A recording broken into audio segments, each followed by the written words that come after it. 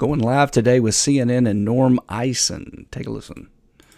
You know, Norm, the special counsel's grand jury is expected to convene, the federal grand jury, here in Washington again tomorrow.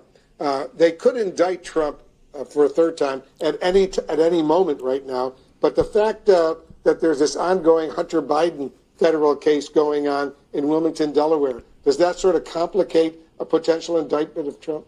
All right, before Norm Eisen gives us his obviously hoax answer here, welcome to GAMcast for July 27th, 2023. We're going to give you all the news you need to know, everything that's important anyway, and back it up and explain it to you through the lens of the law, history, and the Constitution. So that's Norm Eisen, and he literally, you probably never heard of him before, and the reason I know you never heard of him before is because I had only barely heard of him before.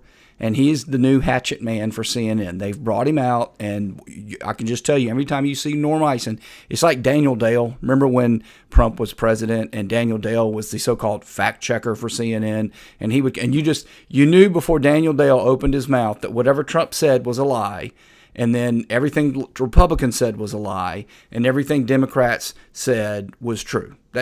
That's Eisen's job. Eisen's job is the hatchet man, the bag man, just like Hunter. He comes out, and no matter what it is, he's going to spin it so that it's just fine for the Democrats here. And so you'll notice how Wolf Blitzer has set him up. This was yesterday, talking about today the grand jury meets. Now, again, I said this, I think it was this week, maybe last week, I get confused. But I said that the Trump, part of what's going on, not only these show trials, not only are they fraudulent indictments, not only are they violating the rule of law everywhere as far as the eye can see, as against Trump and Republicans generally, they start with Trump, and so a few other extreme people like Alex Jones. Then they got to Trump supporters, and believe me, just like you know a pebble, you drop it in the middle of a pond, the reverberations go throughout the pond. They're moving, and they're going to get to everybody sooner or later. I'm talking about Giuliani as the show unfolds. But so Wolf sets him up. Well, what does Hunter Biden have to do with any of this, right? Well, because it's all a setup, right? And so they know, for example, that the grand jury meets today. So they already got cameras. And here's the other thing that's, again, this is the kind of thing, if we had a constitutional republic anymore, if we had people that cared about the rule of law or paying attention, the fact that the grand jury testimony is being leaked and that they're meeting, they're all getting that directly from Jack Smith, which is a felony violation of the law, right? And the inspector general, as soon as Trump got in office, I remember this, it went over like a lead balloon. Nobody cared. And it's just like a lot of things where the truth is being revealed, like Hunter Biden, nobody cares. I mean, how in the world do the Bidens and the Biden family get tens of millions of dollars while he's the vice president and afterwards? There's no reason to get it other than you're corrupt. Period. End of story. The fact that we can show that it went through. The fact that we can show that it went through a bunch of shell companies and you were trying to hide it. If it was honest and legit, you'd do it. You ever notice they'll talk about Jared Kushner. Well, Kushner got $2 billion from the Saudis. What's that about? Well, you know about it, so we didn't have to go hunt it down like when the Republicans. Notice you didn't hear about the Hunter payments and the Biden payments before the Republicans took the House and got access to the information. Notice how that went? Notice how you knew about Jared Kushner? Because it was up on the up and up. Nobody tried to hide it because they knew what it was. Notice how Hunter is not in any business. He doesn't do any business at all, never has, never will. Jared Kushner's always been in business. Does that sound? And notice how Jared Kushner is not a crackhead and Hunter is.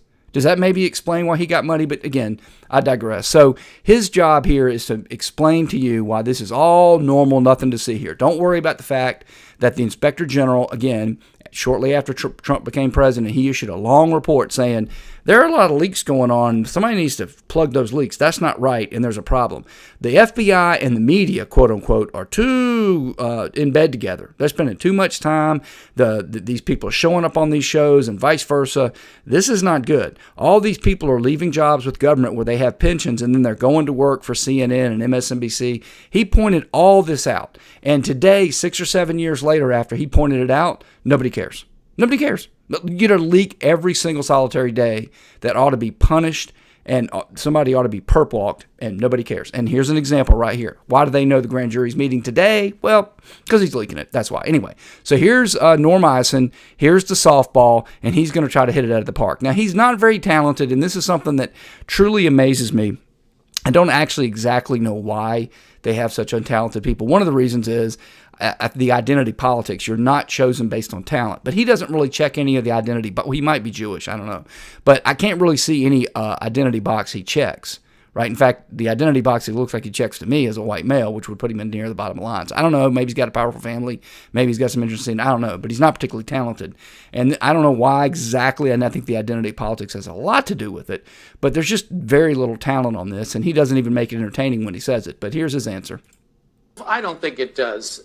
Jack Smith is famous for putting blinders on. He has the evidence in front of him. He's going to make a decision based on his timetable and his evidence. Wait a minute. First off, he's famous for what? I mean, give me a break. He's not famous for anything. He's famous for being a hatchet man is what he's famous for, if you really want to know, but whatever. Right? He's going to put his blinders on? What the heck does that even mean?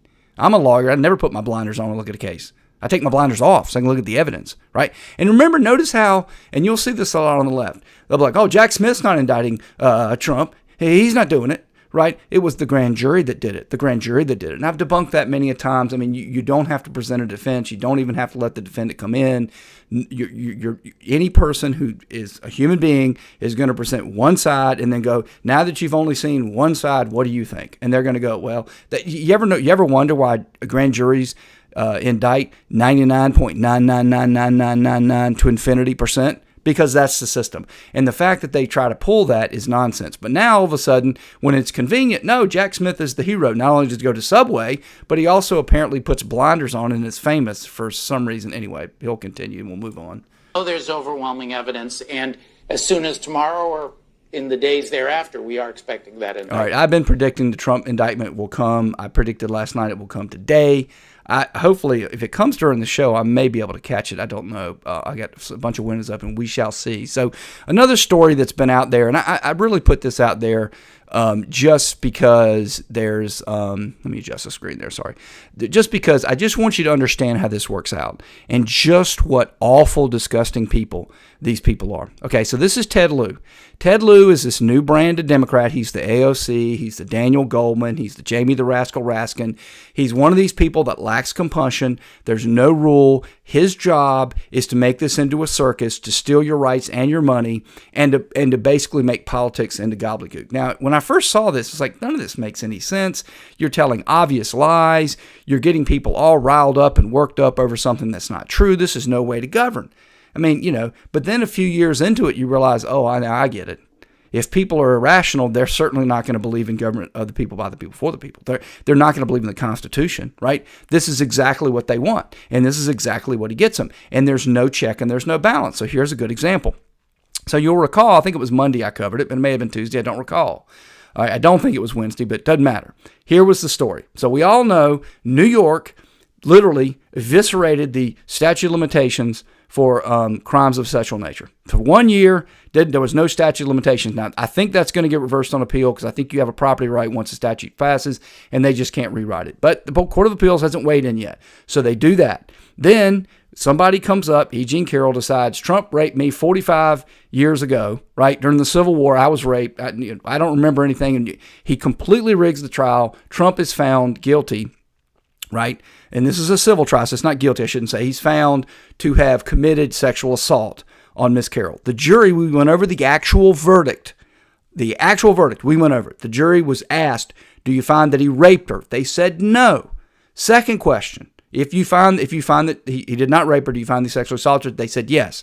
Obviously a compromise verdict on the part of the jury. Anybody that's ever done this, obvious. So Trump tries to file a various motion, right, in front of the judge. I can't recall what the motion is. It doesn't matter. It could be a lot. You file motions for reconsideration where you say, hey, would you reconsider this? You can file all kinds of motions. Well, the judge, and this is a lot of what's going on. This is something that in older times you would see this happening, and people like me and others would say, hey, wait a minute, this isn't good. We need to tamp down on this. Here's what you're seeing. Judges use orders, whereas before the judge is supposed to be circumspect. He or she is supposed to only rule on the issue before me. You're asking me to reconsider this. You're asking for a new trial because we read the wrong jury instructions. Whatever it is, it is. I'm supposed to write the shortest opinion that rules on this and not go into extraneous details. Ask any lawyer and they will tell you what I just told you. Very simple. And what you're seeing, especially, almost exclusively from Democrat judges, Well, I'm just going to use this to expound off on what I think. And this judge recently, I can't remember his name, Lewis Kaplan's right here in the tweet, if you're watching this. And by the way, thank you yesterday, folks, on Rumble. Thanks for the Rumbles. Keep that up. That really helps a content creator out. If you can tell other people about us, that'll help too. If you're on YouTube, please feel free to like us as well. But anyway, so he issues an opinion on some motion that Trump filed. He didn't have to get into this. It was unnecessary. It's clearly unnecessary. He goes off how the jury found that Trump raped E. Jean Carroll. Now, completely contradicts the verdict. It is obviously his opinion. Ted Lieu goes to the House, and for whatever reason, he decides to use his time on the United States House about a civil matter in the state of New York to talk about Donald Trump, the verdict, and the opinion of the judge that contradicts the verdict. Now, I don't know why he decided to do that. This gentleman, Joel Pollak, he's a right-wing social media influencer, has 236,000 followers there. He's at Breitbart. Anyway, he tweeted out that Ted Lieu, and I've pointed this out to you before, I think I pointed it out with Marjorie Taylor Greene last week, that because Ted Lieu was on the floor, he could be absolutely defamatory, and you can't do a thing about it. And I support that as a constitutionalist. It's absolutely the way it should be. It's a sacrifice you have to make to get a good government. Now, so he basically tweeted yesterday, and I watched this unfold because I follow Ted Lieu, and it just comes up in my feed. Anyway, so he goes, notice how Ted Lieu went to the House where he's got immunity to make that statement. So Ted Lieu, being the jerk that he is, said, oh, really? Right? And again, this is what a congressperson out of California, this is what apparently the people that elected him want to do. First, why he's bringing up Trump, I don't know. Especially Trump on this particular issue. Not Trump on January 6th, not Trump on how bad a president he was, supposedly, not Trump on impeachments, Trump on a trial, on a civil trial, which has nothing to do with United States government. But anyway, he's bringing it up. So then he goes, oh, really? So then he goes out, and I think Joel Pollak's not a lawyer because he should have seen this one coming. But anyway, he goes out and says, oh, well, I don't need immunity. I'll just say out in public. So he says it out in public. And believe it or not, there is a difference. Now, when you're in public, you don't have that absolute immunity you had on the House floor, right? But here's the problem for our friend. Pollak is right that Ted Lieu is spreading a lie that the judge told. Here's the problem. It's true. The judge did say that. Now, the judge is the one who's wrong, but this is the feedback loop that Democrats create. Democrat judge goes out of his way to violate all the norms. He's supposed to be a judge, but no. He's going to be an advocate. Says something. It's not true, right? The media won't cover it. The media should have excoriated that judge for saying that. They should have excoriated Ted Lieu for saying, hey, Ted, now I know you said that, and the judge did say that, but the judge is wrong. Here's the verdict. Didn't stop it. Ted Lieu is so bold and over the top, he'll actually do this, right? So when Pollak goes, Ted Lieu wants you to know very badly that he is prepared to lie outside of Congress as well on the House floor, right? So that's true. That's what he did. And so here's Ted Lieu again. So he's now been, Pollak apparently realizes that, truth is going to be a defense. So Ted Lieu's not technically committing defamation, even though he doesn't have congressional immunity. Here's what Ted Lieu has to tweet, and I hope this is the end of it. Thank you for again highlighting my remarks, stating that federal judge Lewis Kaplan found Donald Trump, quote, raped E. Jean Carroll. This will cause even more people to read it. Okay. Also, this allows me to again share the judge's ruling, which you can find here. Now, again, folks, there you have it in 3 minutes. A judge completely fabricates out of whole cloth a lie. It's an obvious lie, right? A member of Congress takes to the floor, repeats the lie. The lie is debunked. The person has pointed out that you have immunity. You shouldn't do that. He says, oh, yeah, because he's telling the truth about what the judge lied about. That's true. He goes out and smears it again, and there's nothing you can do about it. And you know what? You think the people that elected Ted Lieu care? I would care if he was my congressperson. Why don't you do something that helps me out? No. They want that. They love that. This whole thing is just fine with them. Don't be fooled. All right. So here's one from the President of the United States. Because, all the problems we got going out there, he felt like he should tweet. And I follow the president like I follow everybody else on the left. We're cracking down on hidden junk fees and rental housing. This hidden junk fees is their big thing here. Okay. Now, again, this is a hoax because there are some fees, and I've been over it before. I don't have time to go over it again. But for example, I've been doing banking cases for a long time. Okay. And I can tell you I've done banking litigation, and the litigation against banks, what you can sue them for, has been narrowed. All before your eyes. That goes under the notion, understand while everybody's... See, again, Ted Lieu loves that he spent the last 24-hour news cycle talking about a lie a Democrat judge told. He loves that Because while that's going on and you're focused over here, watch this left hand, the right hand is over there screwing you, helping the banks charge you fees. And you think, well, it's just a $5 fee, Great American Mail. Come on, you're making a big deal. Yeah, it's $5 fee to you. It's billions to them. But anyway, the whole thing that's going on here is they're trying to focus your attention on something there. And by the way, they talk about going after. Has he done anything? No. He's not going to do anything. Maybe at some point he'll charge some big group some fine, but ultimately he'll let them charge the fees. And that's something you also have to keep in mind. That's unfortunate. But anyway, the issue itself isn't important. In this particular instance, he's saying some people charge $100 for a rental fee when the credit check is only $20. Well, I could sit here and debunk that with capitalism and explain why that is.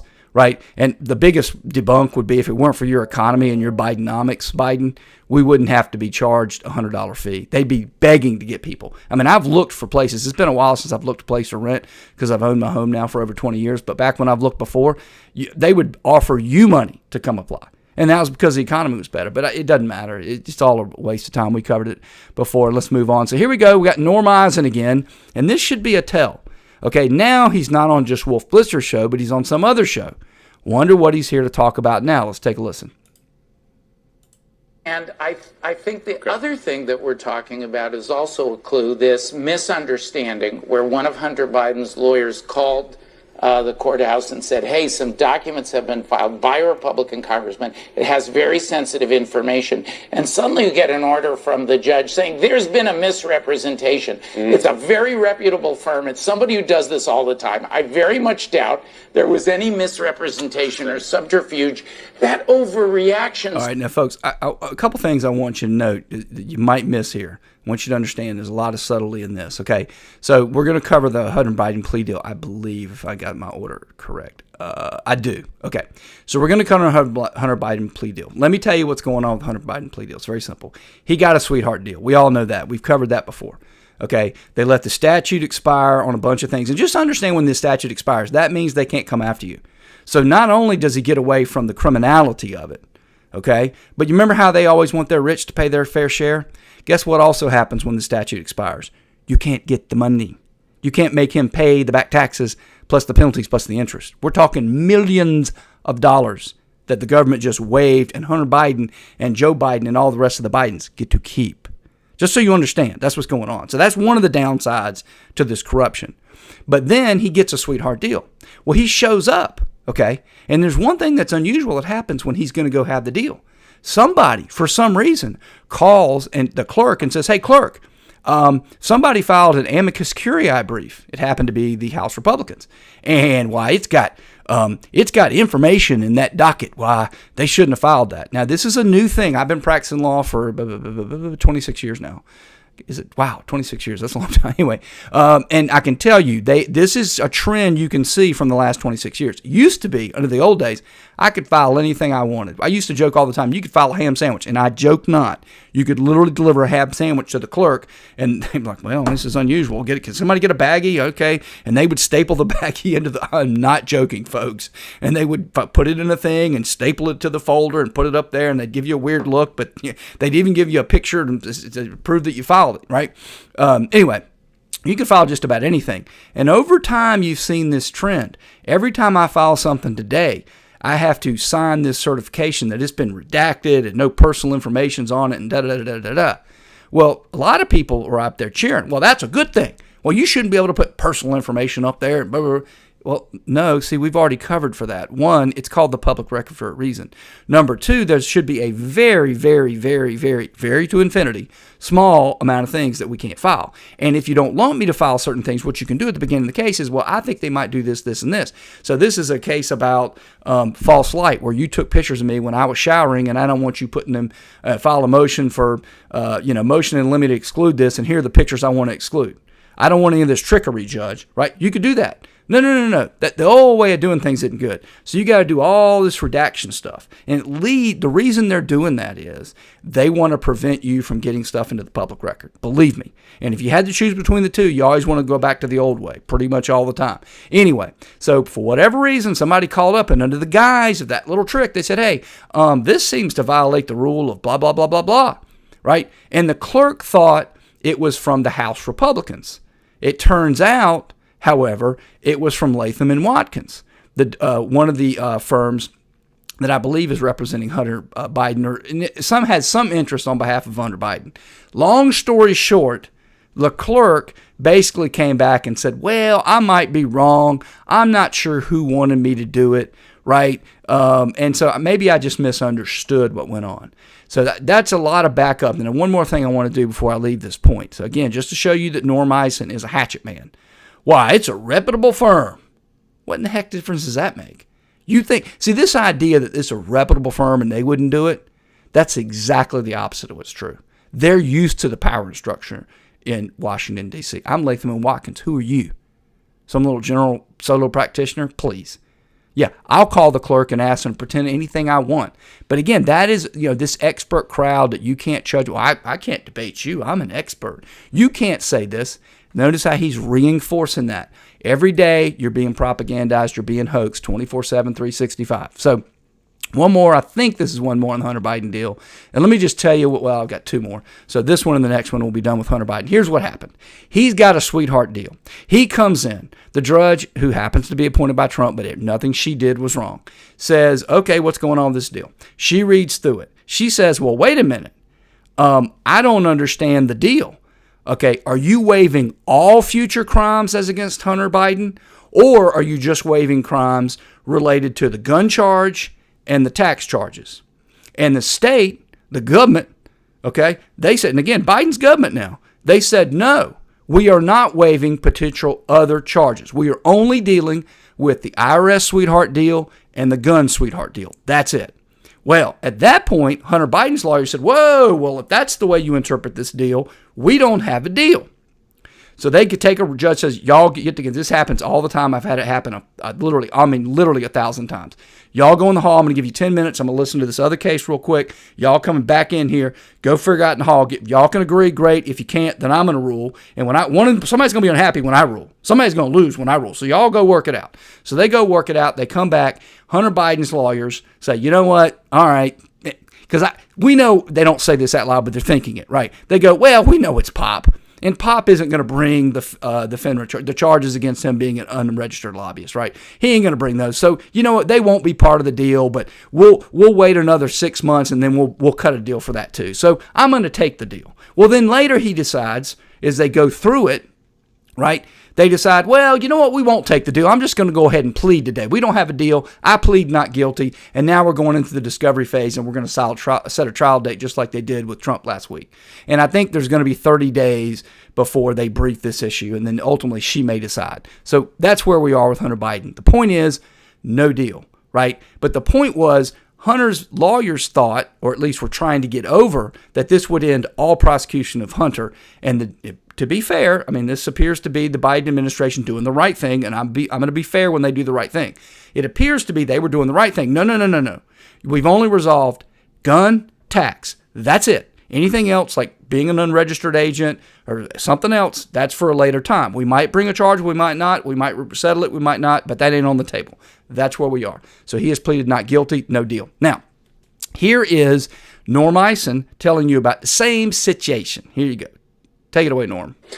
Norm Eisen. So there's three players now, in effect, because you got the prosecution, you got Biden's lawyers, and you have the judge here. They all got to be happy to come to a conclusion here, to get some sort of deal back on track. Based on what you're seeing playing now, folks, this was when people thought the deal was back on track, because originally Hunter had said, you know what, I'll take it. I'll leave that open. And then he decided no. But the point here is coming. As a lawyer, the remaining issues, do you see those pieces coming together?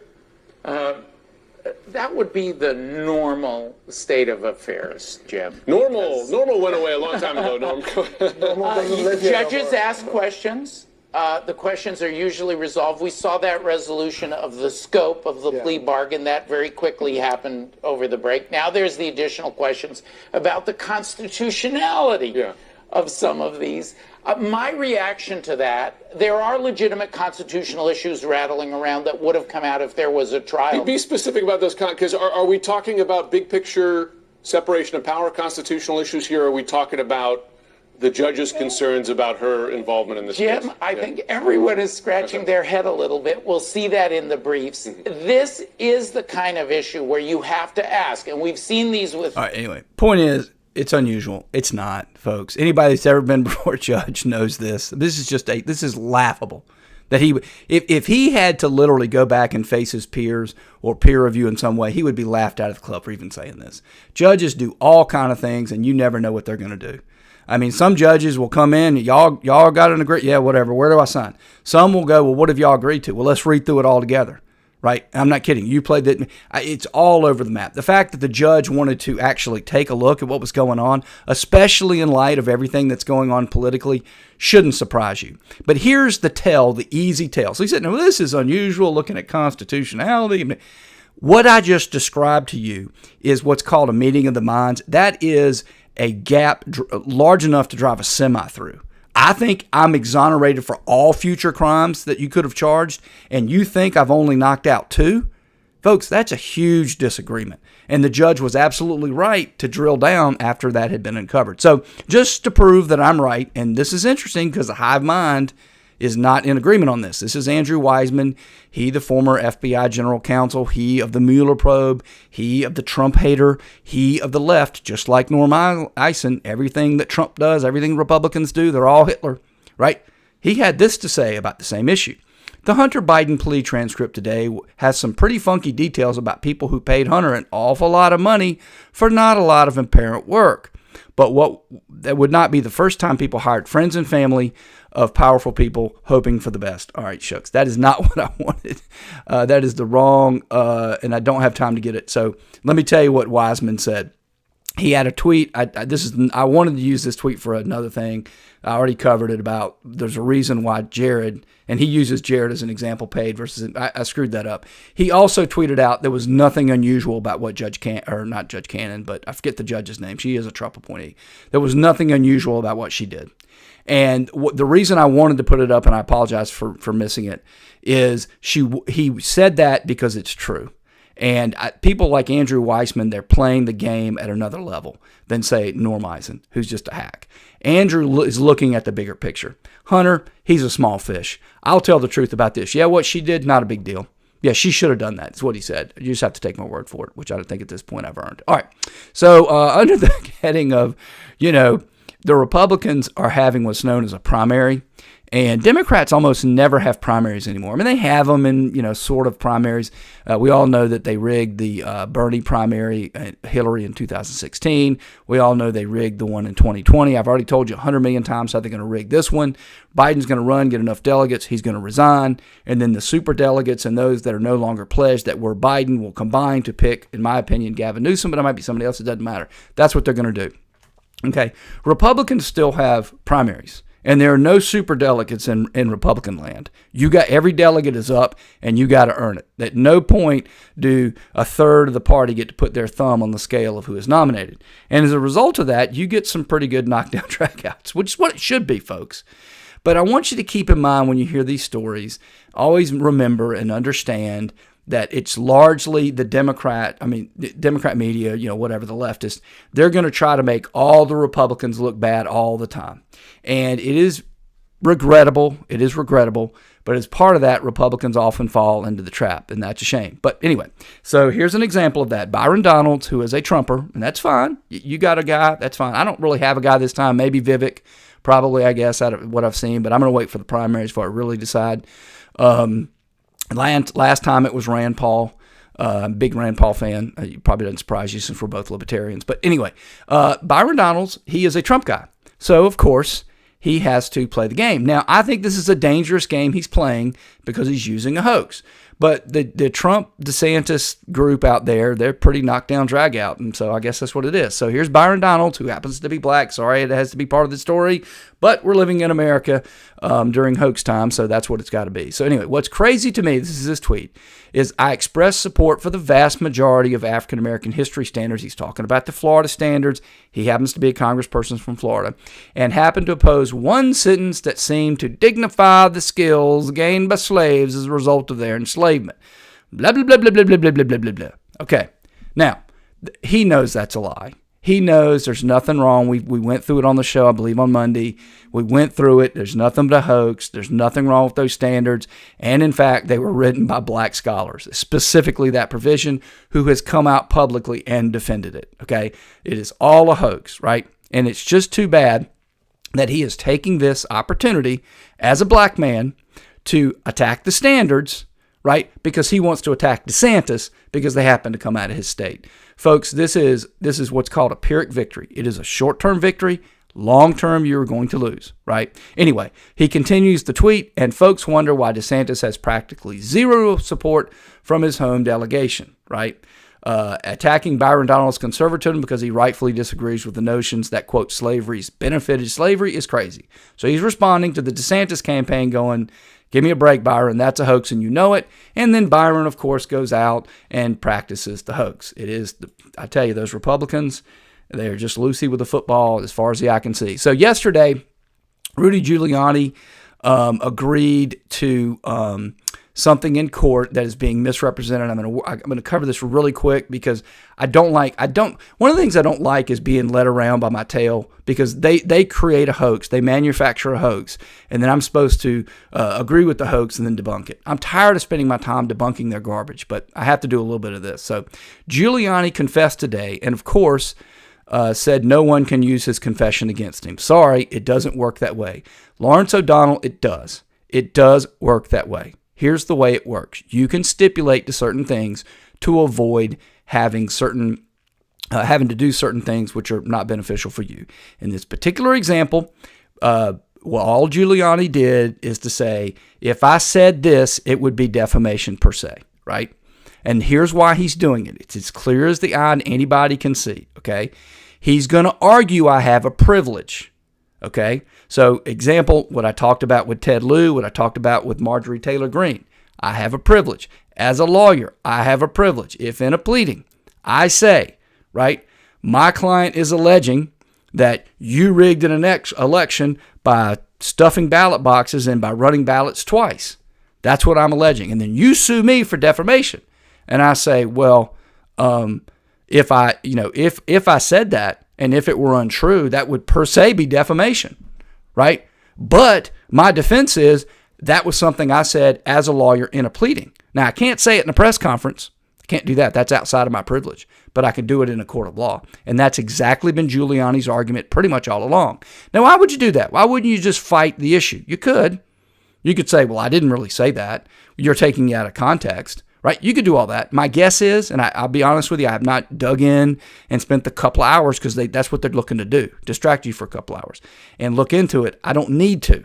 My guess is he doesn't want to answer discovery on all this crap, which is going to run up hundreds of thousands of dollars of legal fees, and he wants to cut to the chase and say, look, let's assume for the sake of the argument I said that. I would admit it would be defamatory per se in every other situation, unless I'm a congressperson on the House floor, or B, a lawyer filing it in a court pleading.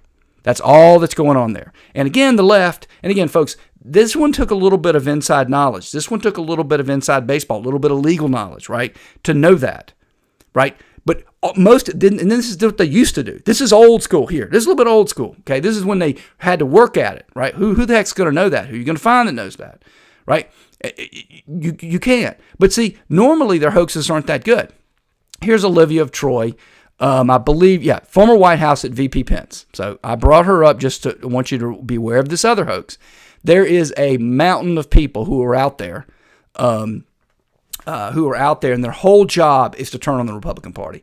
Now, if you ever wonder why that universe doesn't exist for Democrats, just think about that for a while. Why does it only exist for Republicans? Right? It just goes to show you how badly our media environment is. Anyway, here's her, again, former VP of Pence. Now she just, anything Republicans do, she says something against it. Rudy Giuliani has now admitted he lied about the 2 election workers. It's not what he did. Think about how many people's lives have been impacted by all these Trump-supporting individuals who've been knowingly lying about the 2020 election. The anger, the hate, the threats against election workers and public servants across the country. There you go right there. She's lying about what he said. There's nothing wrong with what he said. But oh, by the way, don't you dare even think about challenging an election. Don't you even dare think about practicing your First Amendment rights. When we tell you the election is over, that's the end of it. All right? Anyway, just want you to be aware of that hoax. So here's another hoax that's a little bit out in the open. But again, I discovered this literally this morning when I was doing my reading. And there's something you need to know behind this. So yesterday, CNN decided to run a hit piece against Florida, also a hit piece against the people who were pushing back against the transgender nonsense. It sounded something like this, but there's more afoot here than meets the eye. Take a listen. We just thought it would be a nice, warm place to live where we could get to beaches. I just never thought that I would have to flee a state for the good of my children. The SB 254, this will permanent outlaw the mutilation of minors.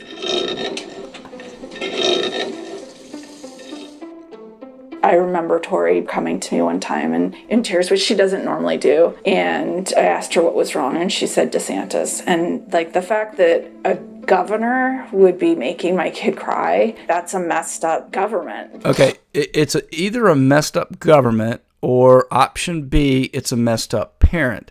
Now, from the video, if you're watching on Rumble and hopefully giving us likes and YouTube's doing likewise, our Twitter, you saw that. If you're not, you're listening. It turns out Tori, and again, folks, I'm not trying to be funny about this. My brain just can't process this stuff. Tori looks to be a boy who thinks he's a girl, I think, is what's going on here. It doesn't matter. The fact that she came and said DeSantis, right?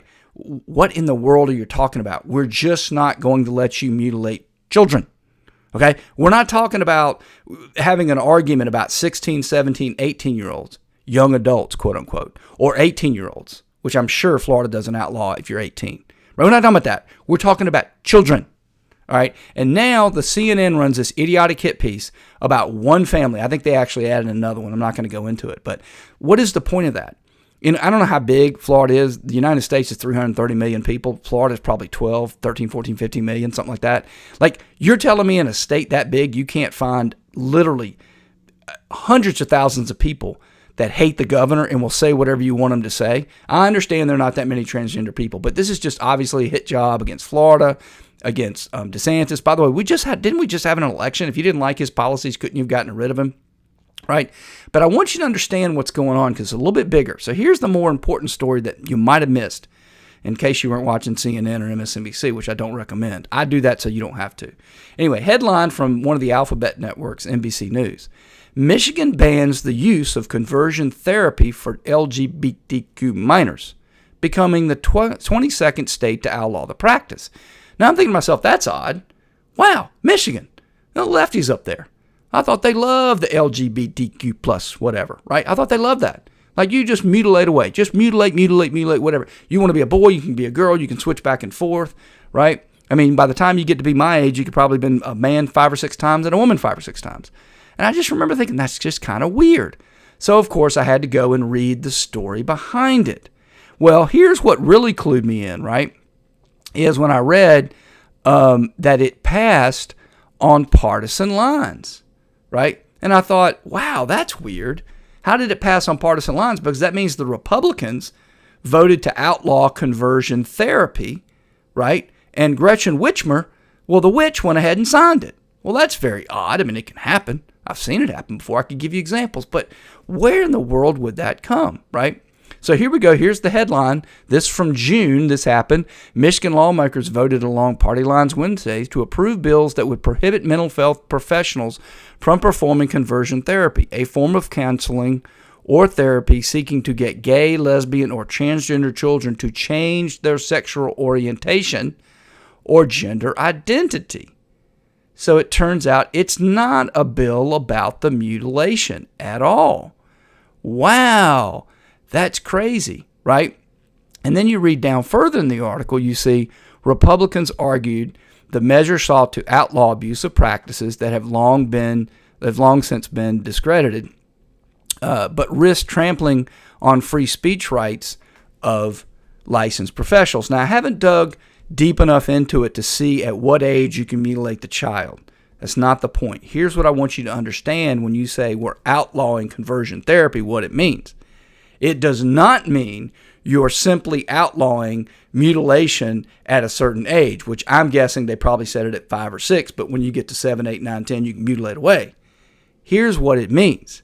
If you go to a doctor and you are a biological male, you got X and you got Y chromosomes, right? You got all the genitalia, and you say you're a girl, if the counselor goes, well, you may feel that way, but you're not, bingo, you just violated the conversion therapy. That's conversion therapy in their sick brains.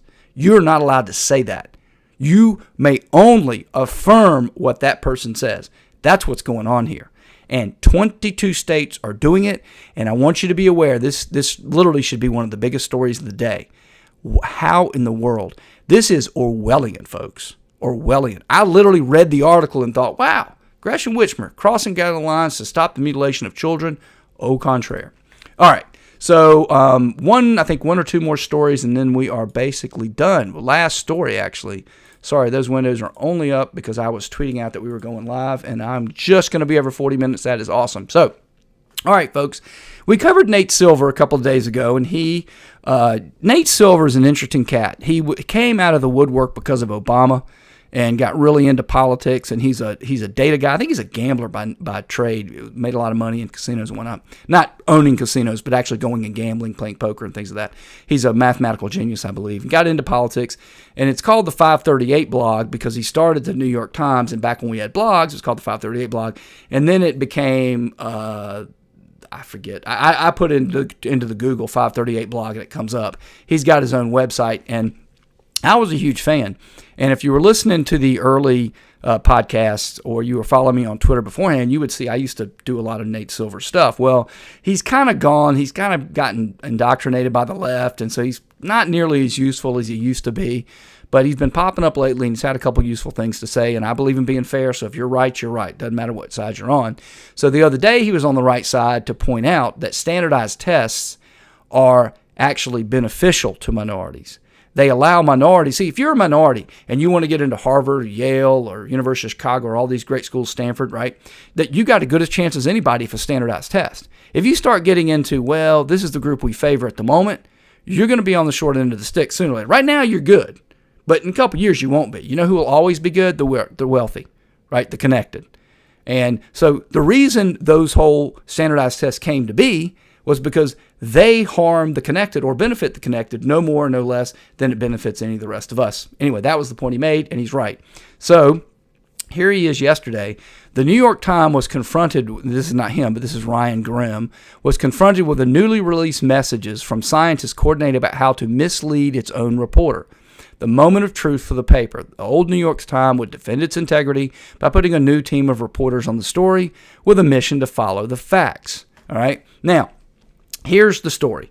Turns out the New York Times devoted a reporter to quote-unquote climate change. And what happened is they found a bunch of messages and data that the quote-unquote scientists had been misleading this reporter and feeding him garbage information that then the reporter who trusts the scientist, quote-unquote, right, the science, apparently Fauci is over there, they dutifully just reported it all out. When it was shown to be fake, what did the New York Times do?